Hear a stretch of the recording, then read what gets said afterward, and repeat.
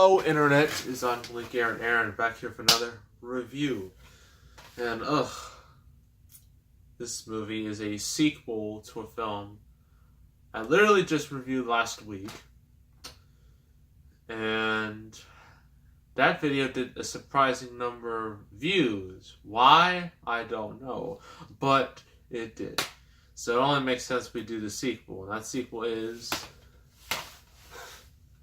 Stuart Little 2.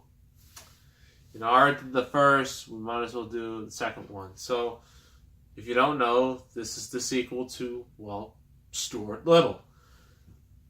And the first Stuart Little was written, or at least co-written, by M. Night Shyamalan, which is kind of amazing. While the movie had a mixed reaction from critics, it did very well at the box office, mainly because it came out during Christmas. As we all know, family films dominate during Christmas. They have that extra boost to them.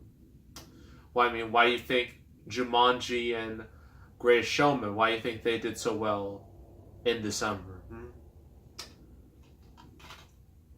And then the sequel, they decided to release it in the summertime, which is also a good time to release a family movie because, you know, kids are out of school, you get more weekday numbers. Makes sense. But this one did far worse than the first, one.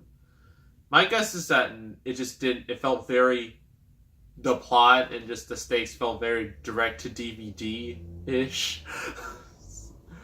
And yeah, it kind of shows. And then, the third was not only 3D, animated, but it was released direct to DVD. So, it's a sad story. But, yeah. And M. Night Shyamalan is not involved with this, mainly because he was working on Signs, which came out the same summer, and made a lot more money. So, yeah.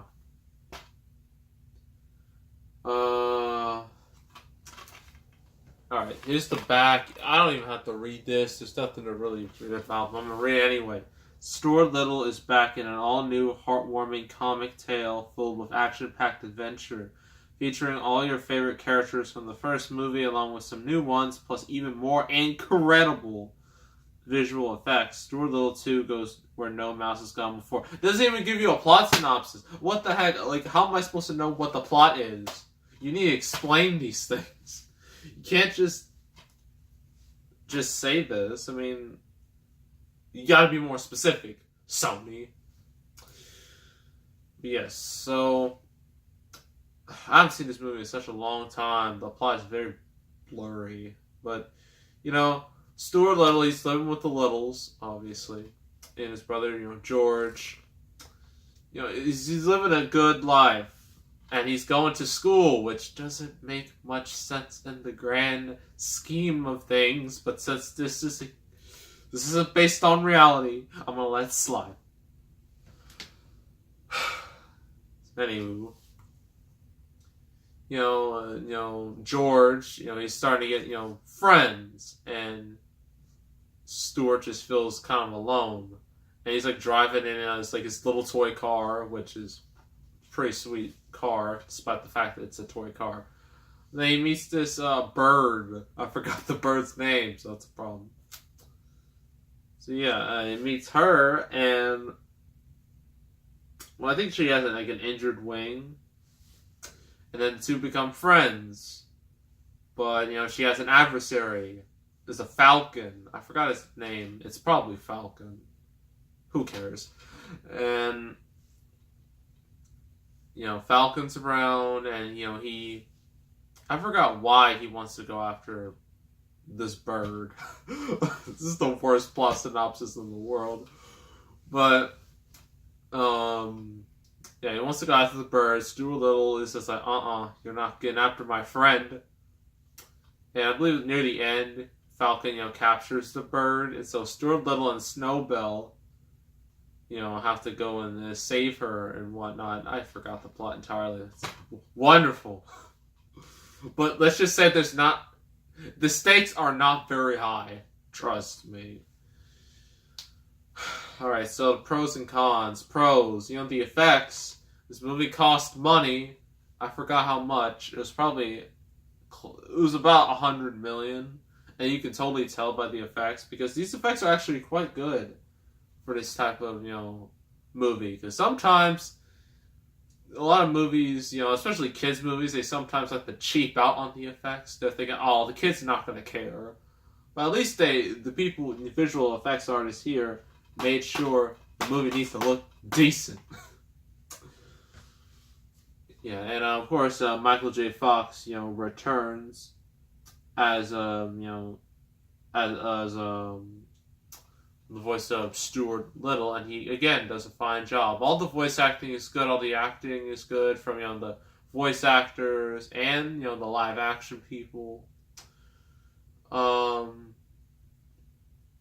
Yeah, but I don't know if this is, you could really describe this as a con, but I'm gonna describe it as a con anyway, because the stakes, the whole story feels very direct-to-DVD-ish. It does not feel cinematic in the slightest.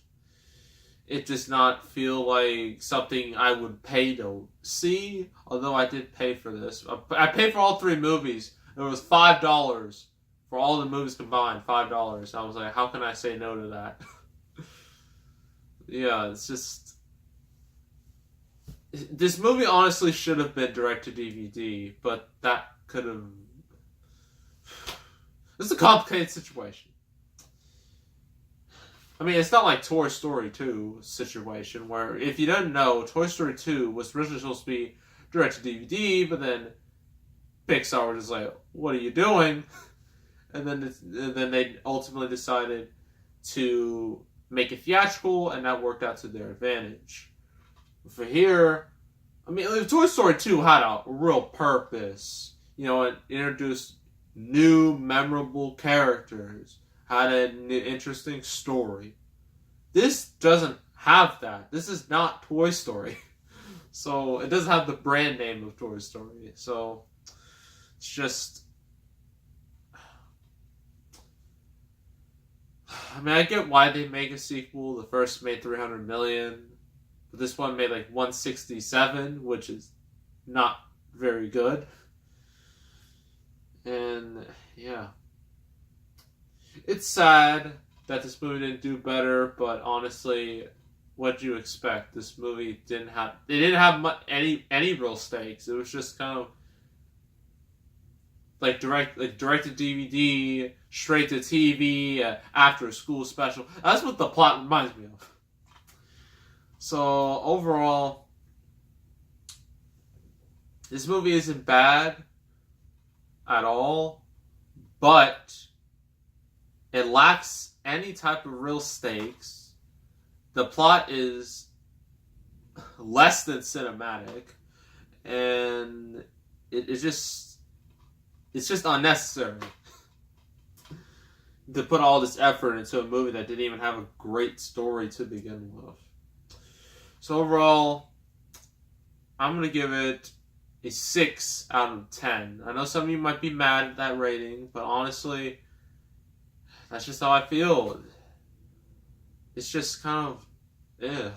So yeah, if you like the first Stuart Little, you might like the sequel, but overall, it's just alright, I guess. So that's Stuart Little 2. And I forgot what the next review is. Hold on. Oh! Oh, crud. Oh, my camera fell. Wonderful. Great. Fantastic. That's exactly what I needed on this show. Next review is going to be a controversial one. For a few reasons. One is because the movie itself is very controversial. And the other reason is that technically I already reviewed this movie, but it was more of a first impression, first reaction than a real review. It was the first time I saw this movie in the theater. But now that I have a couple months to really reflect on it, I decided to do a real review of it. That movie will be Star Wars: The Last Jedi. Yes, we are tackling this sucker. I am going to dissect this movie and see if any of my opinions have changed. Mostly it hasn't, really. I mean, some stuff's going to stay the same, but there might be some changes the way I see it. Considering what Lucasfilm has done, mocking all the fans and basically treating them like garbage, and then Solo was a huge failure, it'd be interesting to look back on the movie that destroyed, or at least nearly destroyed, Star Wars, because Episode 9 is still going to come out, and that might be the final nail in the coffin. But we don't know about that. So yes, Last Jedi will be the next review. So make sure to subscribe, like this video, leave a comment, and I will see you all next time. And I am out.